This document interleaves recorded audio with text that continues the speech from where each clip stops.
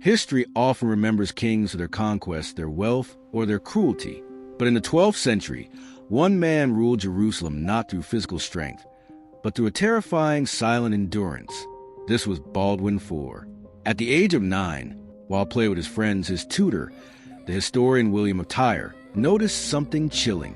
While other children cried out when scratched or pinched during play, young Baldwin felt nothing.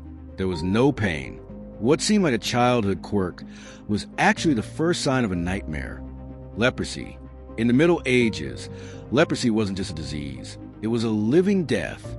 It was seen as a divine curse, a physical manifestation of sin that forced the sufferer to be cast out from society. But Baldwin was the heir to the throne of Jerusalem. He couldn't be cast out. He had to lead. By the time Baldwin was crowned at age 13, the disease was already claiming his body. It began with his hands and feet, eventually moving to his face. As the skin began to ulcerate and the bones of his face began to collapse, Baldwin made a choice that would define his legacy.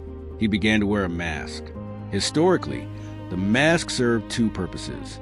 First, it was a mercy to his subjects. Leprosy is a disfiguring, visceral disease. By covering his face, Baldwin spared his court from the sight of his physical decay. But more importantly, the mask was a tool of psychological warfare. A king's authority is tied to his image. If his people and his enemies saw a man who was falling apart, they would see a kingdom that was falling apart. Behind that veil, Baldwin ceased to be a dying teenager. He became an enigma. He became a statue. He became the office of king personified. When he spoke from behind that mask, people didn't see the sickness, they heard the soul. Imagine the sheer willpower required to lead an army when you can no longer grip a sword or sit in a saddle. At the Battle of Montgisard, Baldwin was only 16. He was so weak, he had to be carried on a litter, a portable bed, to the front lines. Yet, when the battle began, he was helped onto his horse. With his hands bandaged and his face hidden, he led a charge against the legendary Saladin. Against all odds, the Leper King won. Saladin himself, one of history's greatest generals, was forced to retreat. This is the essence of Baldwin's mask. It represented the triumph of the mind over the limitations of the flesh. He ruled for 11 years, far longer than any doctor predicted.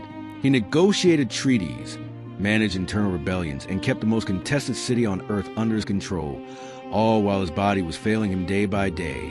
Baldwin IV died at the young age of 24. He never married, he never had children, and he never knew a day without pain. But in those 24 years, he taught the world a lesson about integrity that still resonates today. As depicted so beautifully in cinema, Baldwin's life was like a game of chess.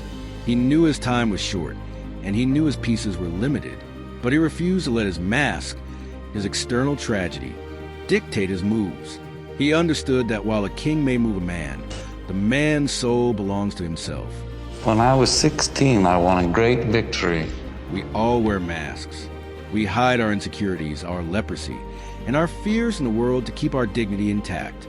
Baldwin shows us that it doesn't matter what you're hiding behind the mask.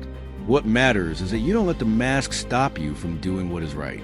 True power isn't found in a perfect face or a strong body. It is found in the courage to stand tall when everything else is falling away. Baldwin's game ended centuries ago, but his story remains a blueprint for a strong mindset. If you found value in the story of the king who ruled while dying, make sure to hit that like button. Don't forget to subscribe for more stories of history's most incredible figures coming your way. How are you playing your hand today? Let us know in the comments. We'll see you in the next story.